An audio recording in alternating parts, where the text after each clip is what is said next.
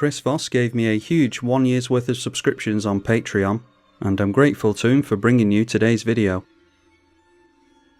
Lathril versus Massacre Girl, Braids, and Ephara. Well, Massacre Girl will be an interesting matchup for us, and we have 2 lands, only 1 colour, but Arbor Elf can make more. Hopefully into Marwyn we will try this. Hope that we don't see the mono black commander over here very quickly. Not sure if I can say this name this early in the game. We'll see if I get demonetised or not. Alright, well, I was going to go for a Bayou with the Polluted Delta, but we've now got a tribal land here. So play that into the Arbor Elf. Noteworthy that the Arbor Elf can only untap a forest, but we can soon grab one of those with the Polluted Delta still. Skullcap Snail is when it enters, target opponent exiles a card from their hand.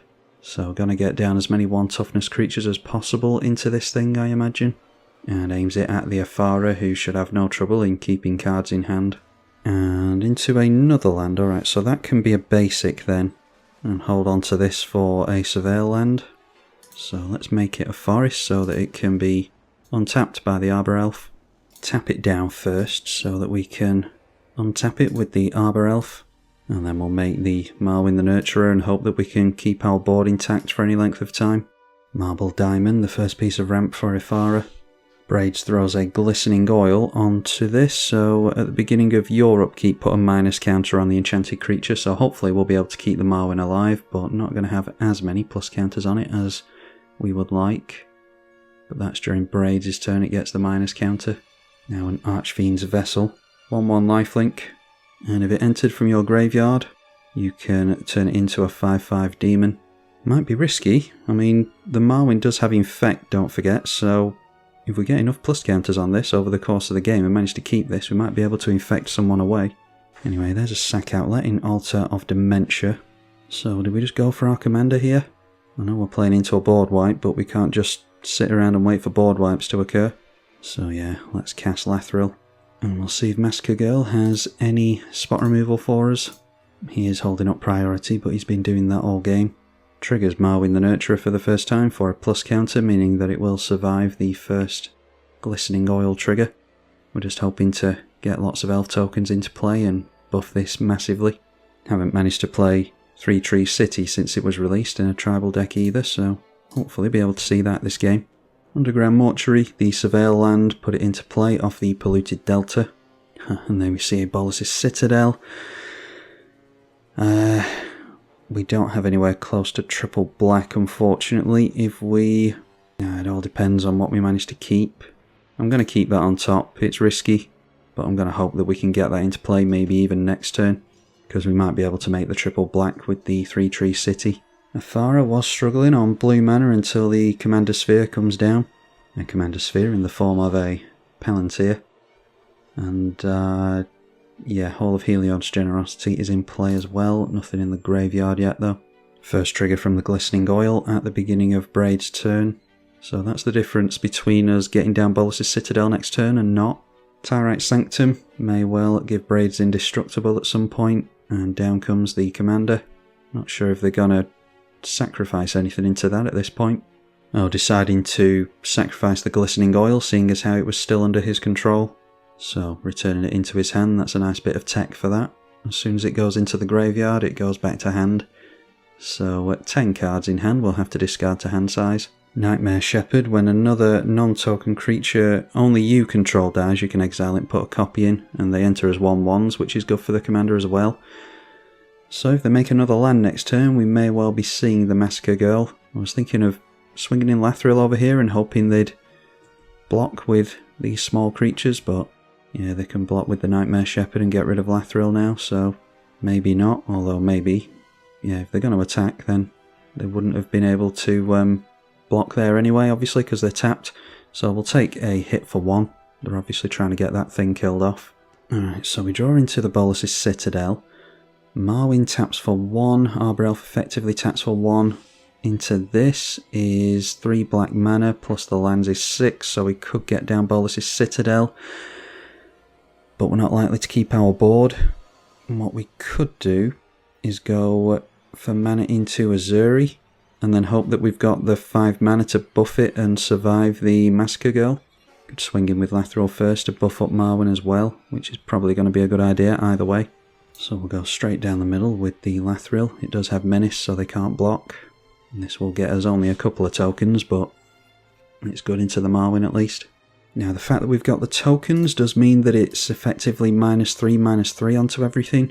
Even more than that because of these as well, so even with the buff from Azuri, I still don't think that we're surviving the Massacre Girl.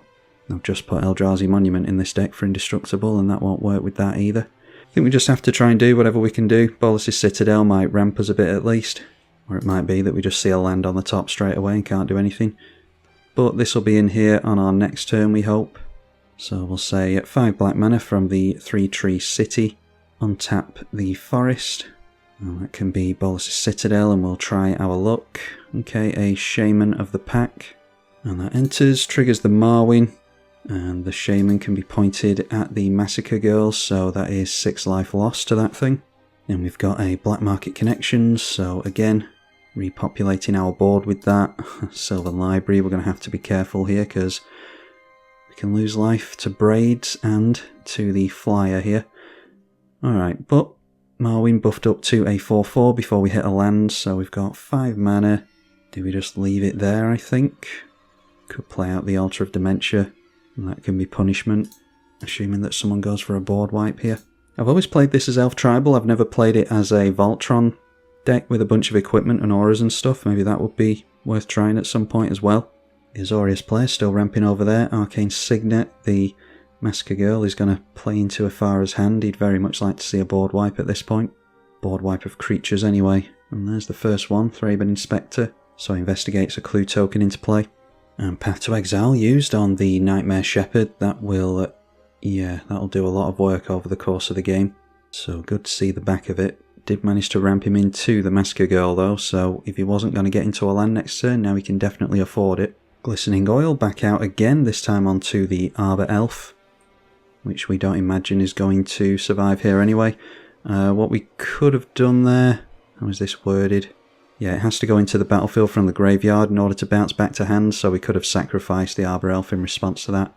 Bloodchief Ascension, a very scary one. Now we're down to 27, we're going to be looking at a lot of cards anyway. They've just sacrificed Glistening Oil. I think we will get rid of the Sylvan Library here, just to save some life, because we're going to have to put a lot of it into the Bolas's Citadel. Not sure how much we're going to be able to gain from Lathril and that tap ability. But Braids went up to 18 hand, discarded a prized statue. Was always going to make a 6th land here, so yeah, there's Massacre Girl. That was coming down regardless of the Path to Exile. But I think it was still worth getting down that Bolas's Citadel, because we were able to see the Black Market Connections and draw more cards. Obviously could have put more life into a Sylvan Library, but we're already down to 27. So it's -1/-1 first of all, which will mean -2/-2 on everything. Can we save our stuff here at all? Yeah, not with the Thraben Inspector, unfortunately. That continues the chain. But we'll still sacrifice and mill stuff over here. Not sure if we're helping the mono black player by milling his graveyard, but we're displaying to our opponents where we're looking at least. Yeah, the fact that he got down the Thraben Inspector has made all the difference here as it happens. Because it would have been -2/-2 on everything when these die. And Marwyn, Lathril and Braids would have survived. So in that case it goes -2, kills this, equals -3, kills Braids, which then goes on to Marwyn, so everything is going down here. But we've taken our opponent down to 74 cards in his deck at least, and so that is Lingering Phantom, Gulping Scrap Trap, Iara, lands obviously, Polygraph Orb is in here, Doomblade, don't often see that one anymore, Reaper's Talisman, a Breathe Your Last, Needlebite Trap, Indulgent Aristocrat, Archfiend's Vessel we've just seen, the Skullcap Snails obviously just died as well. So at this point the Thraben Inspector goes down like we said, followed by the 3 toughness creatures is Braids, so that would have taken down Lathril as well, which would have then taken down the Marwyn at 4 toughness, so could have survived if it wasn't for that Glistening Oil, but it just shows how every little play can make a hell of a lot of difference, because if we'd still had the mana from this, we easily could have got down Wolverine Riders and regrouped quite quickly next turn. Okay, so how much life are we going to lose this turn? I'd like to see, I'd like to see Essence Warden, and there we are. We've got a shuffle from the Misty Rainforest as well. Black Market Connections. I suppose we can just make a treasure with this. Minimise the amount of life that we're losing. So that does mean, actually, I forgot about the treasure. This turn we can do the Wolverine Riders and gain life with this as well, which is probably going to be a good idea. So just see how far we can go with the Citadel. Essence Warden straight into a land, so might as well keep Misty Rainforest in our hand and play this as our land for the turn. Alright, and there's a Primal Surge, so, well, that might be a turn 5 win then, because we have nothing but permanents in this entire deck. So let's just say yes to everything, and we do have, I forgot the name of it, the single green enchantment that gives haste to everything. Yeah, so a bit of a try-hard win this one, unfortunately, but I've been going up against some try-hard players recently, so I decided to pull this one out. And it's not like we tutored for it or anything, it's just dumb luck straight off the top there, so we'll get our entire library into play, and it'll just be funny if someone manages to stop us. Maybe they'll be able to get rid of the Concordant Crossroads. Ha, just remembered the name of it. Oh, actually, we've got a Numbo here, haven't we? Is that... yeah, you do have to draw a card off this. Yeah, so maybe we don't have to just win straight out. We'll need to account for the fact that we are forced to draw with some of these effects. Maybe we go down to like 40 cards in the deck. Yeah, we've got about 20 draw triggers on the stack here, so we'll go down to 40. Don't have haste on everything yet, so we didn't get into the Concordant Crossroads, but we at least see what we can do in this deck. So if you wanted to remove things like the Great Henge, it's difficult to put in these colours a lot of card draw in when it's just permanents.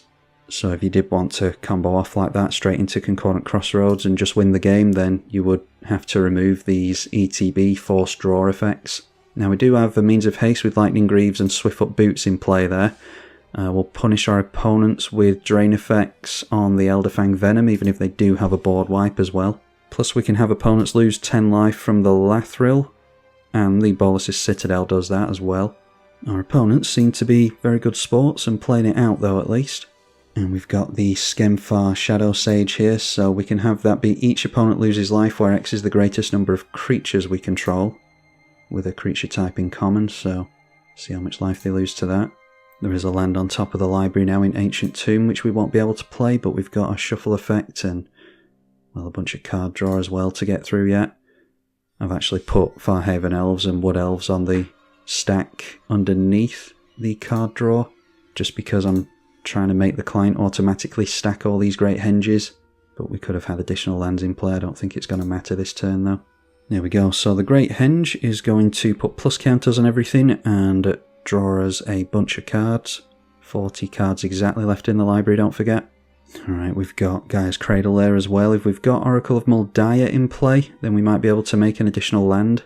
Oh, there's Craterhoof Behemoth as well, forgot about that one, so we've just drawn into the Craterhoof here. So we'll just be able to hardcast that straight away.